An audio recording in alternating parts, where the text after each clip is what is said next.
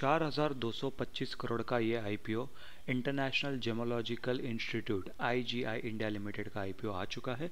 इस वीडियो में हम लोग जानेंगे इस कंपनी के फाइनेंशियल्स के बारे में, बिजनेस मॉडल के बारे में, साथ ही साथ ये भी समझेंगे कि कंपनी कितने पैसे मांग रही है, क्या प्राइस बैंड है, क्या आईपीओ की डिटेल्स है, सब कुछ जानेंगे इस वीडियो में। तो चलिए गाइस, बिना कोई देरी किए ये वीडियो शुरू करते हैं।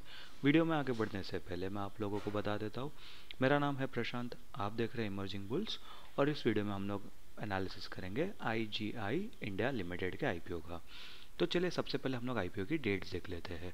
अभी अगर हम लोग आईपीओ की डेट देखेंगे तो ये फ्राइडे 13 दिसंबर को शुरू होगा और ये चलेगा 17 दिसंबर तक। बीच में सैटरडे संडे है तो इसके लिए 4-5 दिन का ये चल रहा है। अलॉटमेंट होगी 18 दिसंबर को। 19 दिसंबर के दिन ही अगर आपको अलॉटमेंट नहीं मिला है तो रिफंड हो जाएंगे आपके पैसे, और अगर आपको अलॉटमेंट मिला है तो 19 दिसंबर के दिन ही आपके डीमैट अकाउंट में शेयर्स भी आ जाएंगे और 20 तारीख को ये स्टॉक जो भी है लिस्ट हो जाएगा स्टॉक एक्सचेंज पर। फेस वैल्यू की बात करेंगे तो 2 रुपये की फेस वैल्यू पर आ रहा है। प्राइस बैंड की बात करेंगे तो 397 टू 417 के प्राइस बैंड पर आ रहा है। अगर अप्लाई करेंगे तो 417 पर ही अप्लाई करेंगे।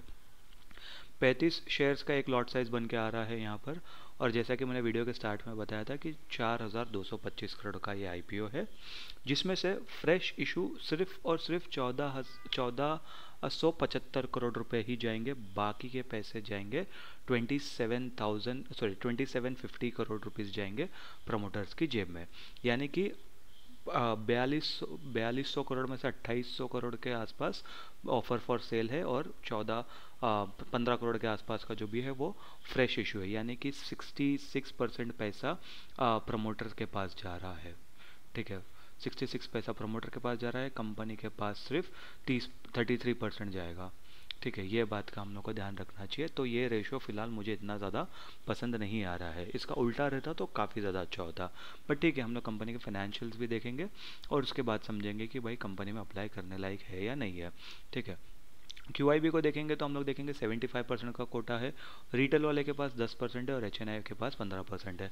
अभी मैंने कल एक वीडियो डाला था आईकेएस हेल्थ के बारे में, उसके ऊपर भी सेम यही चीज़ था, यही सेम फॉर्मेटिंग था कोटा का। तो 10% का रिटेल कोटा में ना यूजुअली हम लोग को अलॉटमेंट मिलना काफ़ी ज़्यादा मुश्किल हो जाता है। आईपीओ में अप्लाई करना और उसका अलॉटमेंट मिलना वैसे ही मुश्किल है जब 35% का भी रिटेल होल्डिंग या रिटेल कोटा रहेगा, बट जब 10% का रहता है तो उसके अंदर भी और ज़्यादा मुश्किल हो जाता है। तो इस बात का हम लोग को ध्यान रखना चाहिए। 2 लाख के अंदर के एप्लीकेशन डालोगे तो आप रिटेल कैटेगरी में रहोगे, 2 लाख के ऊपर आप डालोगे तो एचएनआई कैटेगरी में आप ऑटोमेटिकली चले जाओगे। अभी अगर यहाँ पर हम लोग प्रमोटर की कंपनी की बात करेंगे तो प्रमोटर की कंपनी कौन है? BCP Asia TopCo PT limited. पूरा का पूरा होल्डिंग फिलहाल कंपनी के पास है 100% का। पोस्ट आईपीओ 24% की होल्डिंग ये लोग की कम हो जाएगी, यानी कि 76.55% की होल्डिंग रहेगी।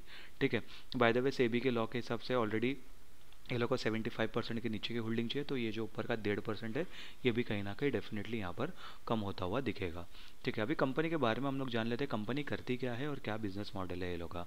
अभी कंपनी शुरू हुई थी फरवरी 1999 में, यानी कि 25 साल पुरानी कंपनी है, और यहाँ पर जेमोलॉजिकल लिखा है, यानी कि ऑब्वियसली ये कहीं स्टोन वोन्स रिलेटेड ही कंपनी होगी। ठीक है, अभी हम लोग यहाँ पर देखेंगे is globally recognized organization certifying and grading diamond, gemstones and jewellery.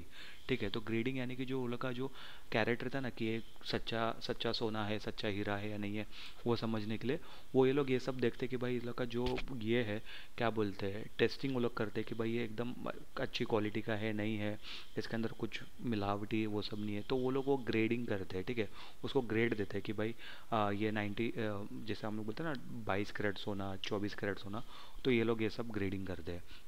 ठीक है, IGI provides independent grading reports that analyze and certify the characteristics of stones using internationally recognized standard.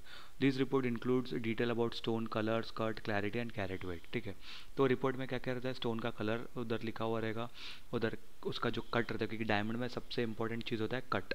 ठीक है, क्लैरिटी होता है, कैरेट वेट होता है, ये सब चीज़ें ये लोग बना के देते हैं। ठीक है, IGI also offers education courses and degree plans for the gem and jewelry trade and has a research department. तो ऑब्वियसली ये लोग का एक और एक बिजनेस मॉडल तो हम लोग नहीं कहेंगे, बस ये लोग सर्विस ऑफर करते हैं वो वाला, कि ये लोग का एजुकेशन कोर्स भी जिन लोग को समझना है, और ये लोग का क्योंकि इसके अंदर कैसा होता है ना, कंपनी का ही फ़ायदा है।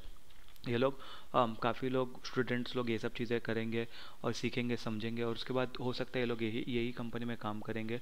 या तो फिर कैसा होता है कि ये लोग के कस्टमर, मतलब ये लोग फ्रीलांसिंग के थ्रू वो लोग अपने एम्प्लॉयज़ और बढ़ा सकते हैं, या तो फिर ऑब्वियसली ये लोग को कस्टमर को सपोर्ट देने के लिए भी ये लोग वो चीज़ कर सकते हैं, करेक्ट। तो क्योंकि जो भी ज्वेलर रहेगा, जो भी ज्वेलरी वाली कंपनी रहेगी, वो लोग को भी रहेगा कि भाई हम लोग खुद ही सीख जाते हैं, हम लोग बार बार इस कंपनी के पास क्यों जाएंगे। तो वैसा भी वो लोग का कुछ ना कुछ प्लान रहेगा।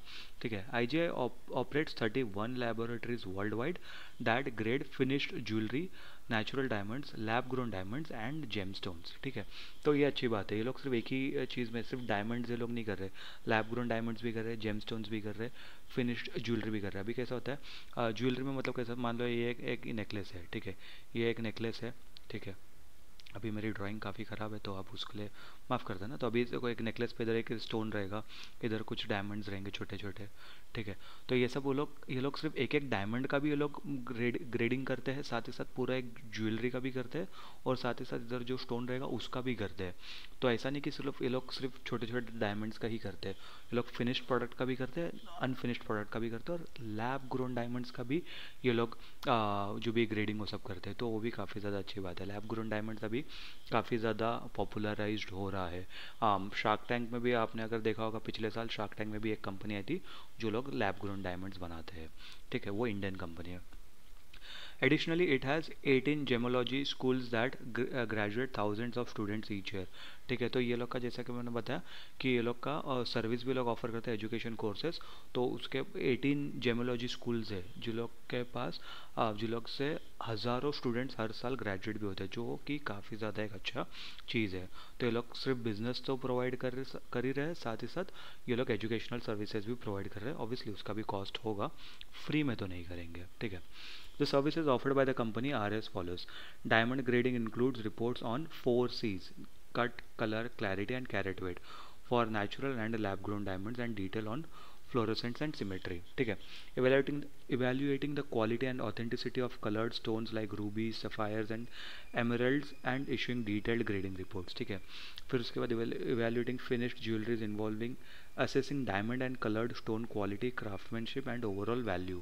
ठीक है, काफ़ी बार ये होता है ना कि भाई आपको पता नहीं कि इसकी ओवरऑल वैल्यू कितना है, क्योंकि जैसे मान लो कि ये ऐसा है, ये एक नेकलेस है, ठीक है, तो इसके अंदर इधर इधर इधर इधर डायमंड लगे हुए हैं, इधर एक स्टोन है, बट आपको डायमंड का वैल्यू समझो, मान लो फॉर एग्जांपल 1 लाख रुपए है, ठीक है, 1 लाख रुपए। अभी ये स्टोन के साथ इसका वैल्यू, और ये जो भी इसका जो डिज़ाइन है उसके साथ टोटल वैल्यू, क्या वो जस्टिफाइड वैल्यू है नहीं है, वो ओवरऑल वैल्यू भी अपने को पता चलेगा। इसका जो क्वालिटी है वो सब कुछ ये लोग यहाँ पर बताएंगे, स्टोन का क्वालिटी सब कुछ। और फिर इधर जैसा कि हम लोग ने बताया, ऑफरिंग एजुकेशनल प्रोग्राम कोर्सेज, वो सब भी इधर लोग ने बता दिया गया है, ठीक है। तो ये सब लोग के मोटा मोटा सर्विसेज है। 30th September 2024, the company has a network of about 20 laboratories and 9 schools under pre-acquisition group, supported by 843 employees, including 346 gemologists and other professionals in research, education, and certification process. ठीक है, IGI's certification business operates through 31 branches and laboratories in 10 countries, including key markets like Surat and Mumbai in India, um, Antwerp, New York, Bangkok, Dubai, Hong Kong and Shanghai. तो ये सब जगह ये लोग के already business चल रहे हैं। और अभी हम लोग, मतलब ये लोग सूरत तो ऑब्वियसली सबको ही पता होगा कि सूरत यूजुअली डायमंड मार्केट कहा जाता है, और मुंबई तो ऑब्वियसली फाइनेंशियल कैपिटल है इंडिया का। तो ये जगह भी है लोग, New York one of the richest city in the world, Dubai, Hong Kong, ये सब जगह ये लोग की प्रेजेंस है, जो कि काफ़ी ज़्यादा अच्छी बात है, जो कि बड़े बड़े मार्केट प्लेस है। न्यूयॉर्क, बैंकॉक, दुबई, ये सब बड़े बड़े मार्केट प्लेसेस है। तो इधर लोग ने अपनी ऑलरेडी प्रेजेंस यहाँ पर बना दी गई है, ठीक है। अभी अगर आप कॉम्पिटेटिव स्ट्रेंथ की बात करेंगे तो company is the second largest independent certification provider globally for diamonds and jewellery, operating a high barrier industry, ठीक है। क्योंकि सीधी सी बात है ना, अभी नॉर्मल आप डायमंड या सोना खरीदने जाओगे, 1-2 लाख रुपए तो आपको नॉर्मल सी एक ज्वेलरी बनाने में लग जाता है। तो इसके बिजनेस में एंटर करने के लिए काफ़ी ज़्यादा ये कॉस्ट एक्सपेंसिव बिजनेस है, ठीक है, कॉस्ट एक्सपेंसिव बिजनेस है ये। क्योंकि इसके अंदर एक तो पहली बात, रेगुलेशंस भी काफ़ी ज़्यादा है, ठीक है, कि आप सही काम कर रहे हो नहीं कर रहे हो, बहुत सारे गवर्नमेंट रेगुलेशंस होते हैं, बहुत ज़्यादा पैसा लगता है, तो बहुत कम कंपनीज इसके अंदर एंट्री करना बनाने का कोशिश करते हैं। तो काफ़ी ज़्यादा हाई बैरियर बिजनेस है ये, ठीक है। ये मतलब कंपटीशन बहुत ही कम होगा इन शॉर्ट, अगर हम लोग इसको समझेंगे तो। बाय द वे इसके अंदर लिखा है company is the second largest independent, ये जो क्या बोलते हैं सर्टिफिकेशन प्रोवाइडर है।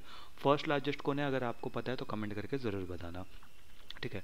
Provider of certification services for rapidly growing laboratory grown diamond industry, an extensive range of certification and accreditation services is offered to a diverse group of customers throughout the value chain. Accreditation मतलब वो credit जो भी उसका जो rating waiting देना उसका एक्रीडिशन बोलते हैं। ठीक है। Education initiative that support spreading awareness, building customer partnership and companies brand. ठीक है। जैसे कि मैंने कहा कि ये लोग अवेयरनेस भी फैलाना चाहते हैं, ये लोग का ब्रांड बिल्डिंग भी हो जाएगा, और ये लोग को ऑब्वियसली क्या कहते हैं बाद में ये लोग से जो ग्रेजुएट होंगे शायद वो लोग को ये लोग अपने कंपनी में ही हायर भी कर दे। ठीक है। अभी चलिए कंपनी के फाइनेंशियल देखते हैं जो कि काफ़ी ज़्यादा इंपॉर्टेंट है। फुल ईयर और यहाँ पर हाफ ईयर का आ गया जो कि काफ़ी ज़्यादा अच्छा है। पहले 320 करोड़ के एसेट्स थे, वो बढ़कर 410 करोड़ के एसेट्स हो गए, फिर से बढ़कर 600 करोड़ के एसेट्स हो गए, अभी आधे साल में मतलब 2 क्वार्टर में ही 775 करोड़ के एसेट्स हो गए। तो कंटिन्यूसली एसेट्स बढ़ते जा रहे हैं जो कि काफ़ी ज़्यादा अच्छा नंबर है।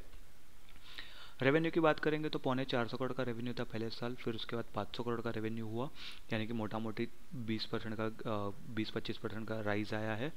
फिर उसके बाद यहाँ पर अगर हम लोग देखेंगे 30% का और राइज आया, 650 करोड़ के रेवेन्यू हुआ, अभी आधे साल में ही 620 करोड़ का रेवेन्यू हो गया।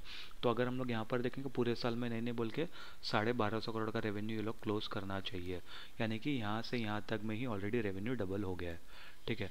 तो ये काफ़ी ज़्यादा एक अच्छी बात है। अब प्रॉफिट आफ्टर टैक्स की बात करेंगे तो 370 करोड़ की सेल पर 170 करोड़ का प्रॉफिट हुआ, यानी कि मोटा मोटी 40% के आसपास का प्रॉफिट, 40-45 करोड़ का 40-45% का प्रॉफिट मार्जिन, 500 करोड़ के इस पर लगभग 250 करोड़ का प्रॉफिट, फिर से 50% के आसपास का प्रॉफिट। यहाँ पर 650 करोड़ पे 325 करोड़, 620 करोड़ के हिसाब से 320 करोड़, यानी कि मोटा मोटी 1250 करोड़ का जो हम लोग ने रेवेन्यू एक्सपेक्ट करा है उसके अगेंस्ट में लोग 650 करोड़ का प्रॉफिट भी ऑब्वियसली ये लोग क्लॉक या बुक कर सकते हैं, यानी कि मोटा मोटी 48-50% का ये लोग का पैट मार्जिन चल रहा है, काफ़ी ज़्यादा अच्छा है। ठीक है। रिजर्व्स की बात करेंगे तो 119 करोड़ के रिजर्व्स है, अभी 111 करोड़ के रिजर्व्स है, बोरोइंग्स कुछ है नहीं कंपनी के पास। ठीक है। जो कि काफ़ी ज़्यादा एक अच्छा नंबर यहाँ पर आ रहा है। ठीक है। अभी हम लोग आगे भी और जाके देखते हैं कि और इधर क्या क्या चीज़ें दिख रही है हम लोग को। ठीक है। कुछ रेशियोज देखेंगे। ROE 76% का है, ROCE 81% का ROC है। कहाँ पर हम लोग को मिलता है ऐसे ROE और ROC, तो नंबर्स काफ़ी ज़्यादा अच्छे हैं। कंपनी के ऑब्जेक्टिव्स की अगर हम लोग बात कर लेते हैं कि कंपनी को पैसे क्यों उठाने, सबसे पहले जनरल कॉर्पोरेट पर्पस को तो हटा दो यहाँ से, ये हम लोग को इसकी ज़रूरत नहीं है। जो मेन इंपॉर्टेंट चीज़ है यहाँ पर लिखा है payment of the purchase consideration for the acquisition of IGI Belgium group and IGI Netherland groups from the promoter. ठीक है। तो ये जो भी है, ये जो कंपनी है, ये जो BCP एशिया, ये कंपनी इसके प्रमोटर मतलब ये प्रमोटर से ये लोग जो IGI जो कंपनी है इंडिया कंपनी, ये लोग बेल्जियम और नीदरलैंड्स वाली कंपनी का ये लोग एक्विजिशन करने का सोच रहे हैं प्रमोटर्स के पास से। ठीक है। तो उसके लिए लोग को फंडिंग चाहिए। ठीक है। ये लोग मतलब अगर हम लोग देखा जाए तो ये लोग अपना बिजनेस और एक्सपांड करने का सोच रहे हैं, जो कि काफ़ी ज़्यादा अच्छा है। अगर मैं यहाँ पर बोलूँ मुझे कंपनी का इधर सब चीज़ें अच्छी लगी, दो चीज़ें मुझे थोड़ी सी खटक रही है, जैसा कि मैंने बताया ऑफर फॉर सेल, यानी कि जिसके अंदर 28 करोड़ के आसपास का पैसा जाएगा क्या कहते हैं कंपनी के जेब में, सॉरी प्रमोटर्स की जेब में। बट अगर मैं लॉजिकली बात करूँ तो वो लोग को अपने क्या कहते हैं स्टेक तो बेचने ही पड़ेंगे, क्योंकि 100% स्टेक प्रमोटर के पास है, तो वो स्टेक बेच के ही वो लोग 75% के नीचे आएंगे। ठीक है। जो कि सेबी के मैंडेट के हिसाब से, तो वो इतना ज़्यादा नहीं है। बस दूसरा ये है कि कॉम्पिटिटिव इतना होगा, इसके अंदर अलॉटमेंट मिलना 10% का, तो वो थोड़ा सा मुश्किल होगा। जैसा कि मैंने कल के वीडियो में भी कहा था, IKS वाले वीडियो में, कि यहाँ पर पैसे ब्लॉक होने से अच्छा मैं किधर और पैसे इन्वेस्ट कर सकता हूँ। बट कंपनी के जो मार्जिन्स है, जो फाइनेंशियल परफॉर्मेंस है, काफ़ी ज़्यादा अट्रैक्टिव है। तो कहीं ना कहीं मैं IKS में पैसा इन्वेस्ट करने से ज़्यादा मैं इसके अंदर पैसा इन्वेस्ट करने का एक बार सोच सकता हूँ। बट वो सब कुछ डिपेंड करेगा कि उस टाइम पर, मतलब जब ये IPO ओपन होगा उस टाइम पर मुझे कोई दूसरी अपॉर्चुनिटी अगर मार्केट में अवेलेबल मिल रही है तो मैं उसके अंदर पैसा लगाना पसंद करूँगा। अगर मेरे पास पैसे ऐसे ही रखे हुए हैं तब मैं डेफिनेटली इसके अंदर पैसे इन्वेस्ट कर सकता हूँ। तो आई होप गाइज आप लोगों को वीडियो पसंद आया होगा। वीडियो अगर पसंद आया होगा तो वीडियो को लाइक कर देना, चैनल को सब्सक्राइब कर देना, कमेंट कर देना, नोटिफिकेशन की घंटी बजा देना और अपने दोस्तों के साथ, रिलेटिव के साथ, सबके साथ वीडियो शेयर कर दो और कमेंट करके ज़रूर बताना आप ये आईपीओ में अप्लाई करने वाले हो या नहीं करने वाले हो। मैं मिलता हूँ आपसे अगले वीडियो में, तब तक के लिए गुड बाय।